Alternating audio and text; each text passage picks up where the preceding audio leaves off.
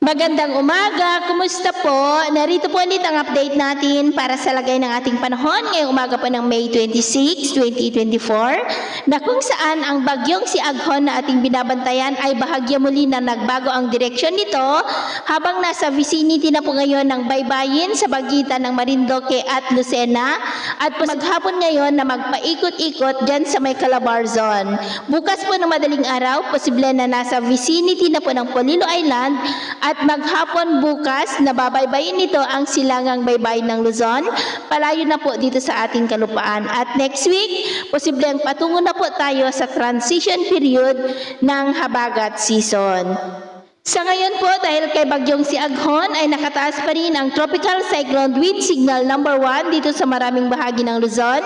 Mula po dyan sa may Quirino, sa may Madela, Nagtipunan, maging po sa Nueva Vizcaya, sa may Alfonso Castañeda, Nueva Ecija, sa may General Tino, Gabaldon, Bungabon, Pantabangan, Rizal, General Mamerto Natividad, Laur, Palayan City, Peñaranda, San Leonardo City of Gapan, Cabanatuan City, Santa Rosa, San Isidro, Cabiao, San Antonio, Jaen, maging po sa may Pampanga, sa may Candaba, San Luis, San Simon, Apalit, Santa Ana at Arayat, maging po sa may Bulacan, Aurora, Metro Manila, Cavite, sa may Mendez, General Mariano Alvarez, Novelete, Silang, City of Dasmariñas, City of General Trias,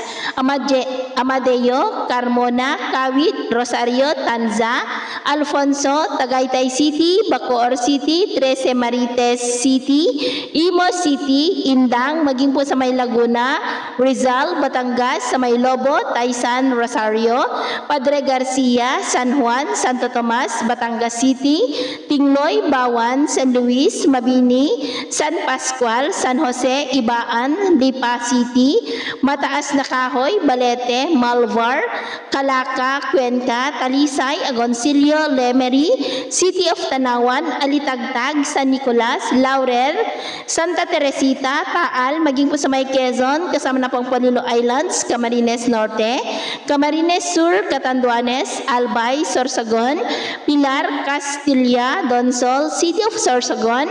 Masbate, kasama na po ang Burias Island, Oriental Mindoro, Pinamalayan, Pola, Naujan, Victoria, Socorro, City of Calapan, Bansud, Gloria, Baco, San Teodoro, Puerto Galera, Bungabong, Rojas, Occidental Mindoro, dyan po sa may Sablayan, Abra de Ilog, Marinduque at Romblon. Sa mga nabanggit po na lugar, iba yung pag-iingat po dahil posible pa rin ang mga banta po ng pagbaha at pagguho ng lupa.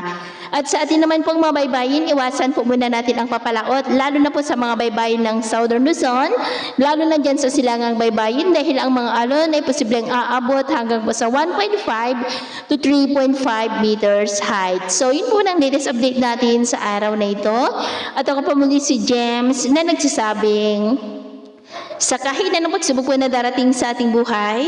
huwag na huwag po tayong mawawalan ng pag-asa. Thank you and God bless!